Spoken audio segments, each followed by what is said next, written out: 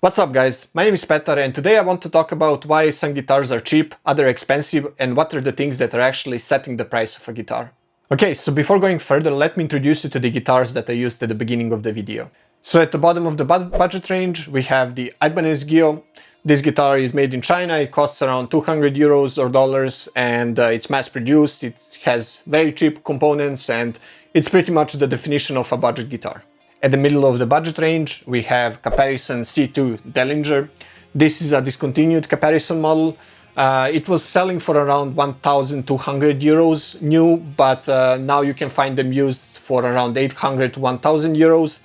This guitar was being made in the Fujigen plant, where the Ibanez Prestige models are being made, and it was an attempt from Caparison to make a bit more affordable models. At the top of the budget range, we have Caparison TAT II.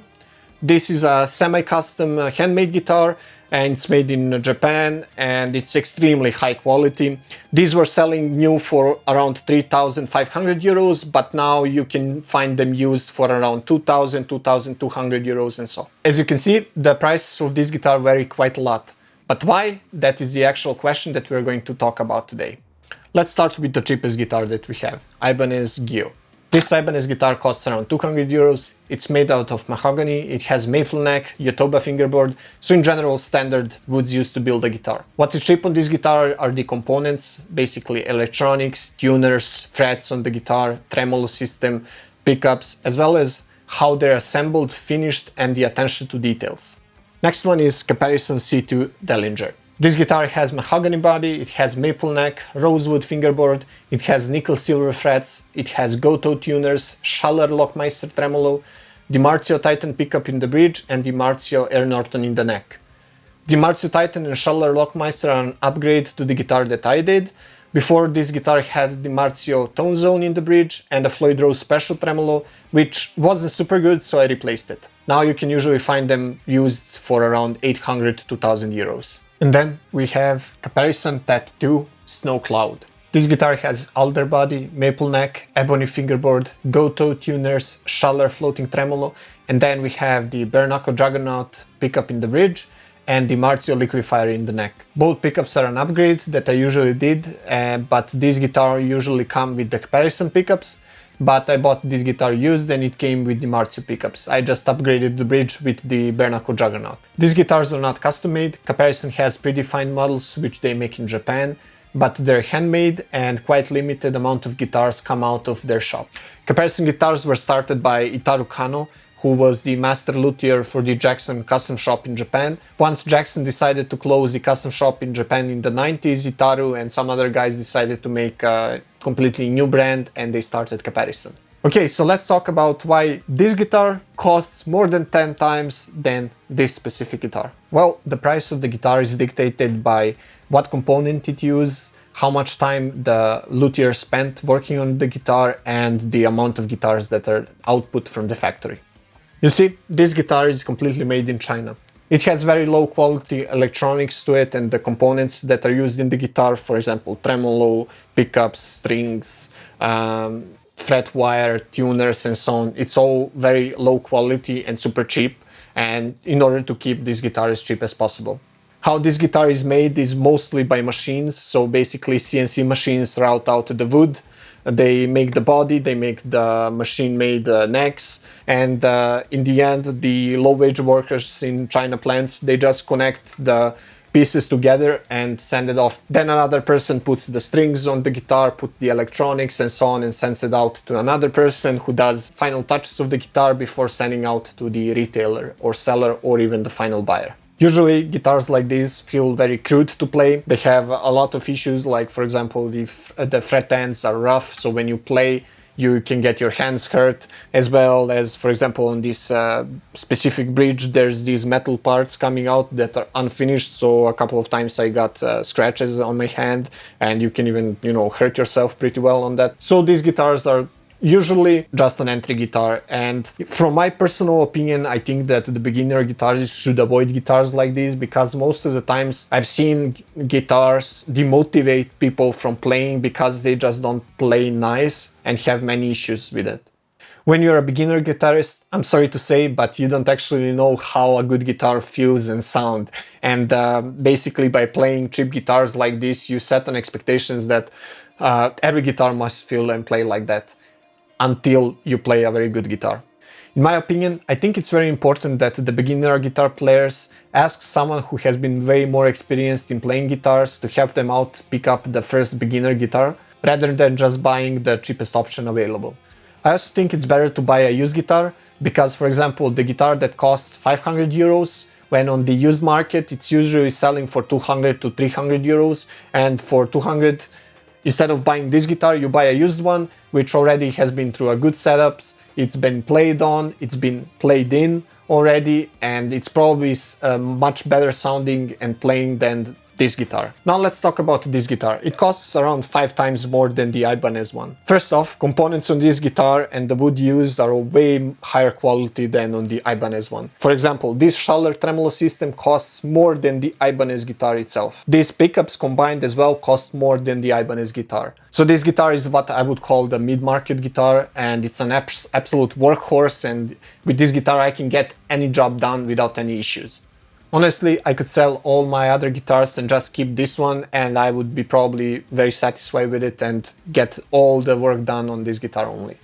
Other guitars in this price range that I could personally recommend are, for example, solar guitars, PRS, SC models that are made in Korea, and for example ESP LTD 1000 series, which are really good. When you see and pick up this guitar, you can definitely tell that it costs way more than it's actually being sold for. Attention to detail is remarkable. There's nothing wrong with this guitar at the moment, and it's just a perfect workhorse guitar. Just by looking at this guitar and picking it up, you can tell definitely that this is a very high quality guitar and that it's made to deliver the tone and the playing to the absolute maximum. And then let's talk about the Caparison TAT II guitar. This guitar is now absolutely something else compared to the other guitars. One of the things that I like about this guitar is that when you play it, you definitely feel like a better player than you actually are. This guitar takes everything that would bother you and allows you to play with an absolute ease whatever you were supposed to play. As I already said, this guitar is completely handmade, and just by looking at it and holding it, it's absolutely amazing guitar. The finish itself, you know, this snow cloud finish, is done by the master luthier Itaru Kano by himself, and every guitar has a different finish. That's something that brings additional value to this guitar, definitely. Itaru also does the final quality check of these guitars, so if he notices any small thing not being according to his standards, he brings back the guitar to the workshop to be continued worked on and issues fixed. These expensive Caparison guitars are usually made for 6 to 8 months, and by making guitars for so long and taking the time to do it properly and with attention to details, that actually brings a lot of value to the guitar. And that's why this guitar costs the amount of money it costs. Time and effort plus all the high quality components added to this guitar definitely add to the cost. Now, is it worth it to buy an instrument like this? Or would you, for example, rather buy the Gibson Les Paul that is factory made? I leave that for you to decide, but I would always pick a custom instrument like this myself. Now, let's get to the point of the video. Is it absolutely necessary to pay 3,000 or more euros for an ultimate guitar experience? I personally would say it's not, but let me explain it. Honestly, I could be perfectly happy by playing this guitar for the rest of my life. It gets the job done, it sounds amazing, it plays amazing, it's affordable, so in the end it's just an absolute workhorse of an instrument. If I haven't tried my more expensive Caparison ever in my life, then I wouldn't have known the differences. Great guitars that are in the similar price range as this one are the solar guitars, PRS, SC guitars, ESP LTD 1000 series guitars. Those are all what I call workhorse instruments because they give you the absolute balance between the quality and the price range, and they bring you the components that are usually found in the more expensive guitars. If I was on a search for an absolute workhorse guitar, then I would look for the price range between 800 and 1200 euros. If you're paying more than 1200 euros for a guitar that's coming from the big brands like, for example, Gibson, Fender, Ibanez, ESP and so on, you're probably paying a corporate extra, and that money is going to someone to drive a Porsche. But you're probably going to ask me, why do I own an expensive guitar myself? Well, let me introduce you to the magical term of gear acquisition syndrome, or so-called GAS. Every musician suffers from it. We always want the best, the newest, the limited edition, the fanciest, the most extreme, the most expensive ones. So every musician suffers from the problem of wanting more gear and wanting more limited edition gears. I bought this guitar on the used market, and my wife actually helped me out to buy this guitar by giving me money that was supposed to go for our anniversary gift. So yeah, this guitar now has a story, and I managed to convince my wife to buy another guitar, so that's a plus. In my opinion, buying expensive guitars need to come with a reason why you want to buy that guitar. First of all, you really need to be able to afford buying a guitar. Don't buy a guitar and take out a loan to buy it. That's absolutely stupid, and you don't need to do that. Second off, think of what that guitar is going to bring it to you. Does it have some intrinsic value? Does it have some features that no other guitar has? Or you just like how it looks and you might consider it an art? I personally consider this guitar an art because the way it looks, the way it feels and plays, and how much time and effort it was spent to make this guitar definitely fits into that category. And it's definitely differently feeling when playing this guitar compared to the other guitars. But don't be fooled into buying an expensive guitars and an expensive instrument just because they're expensive or just because of the brand.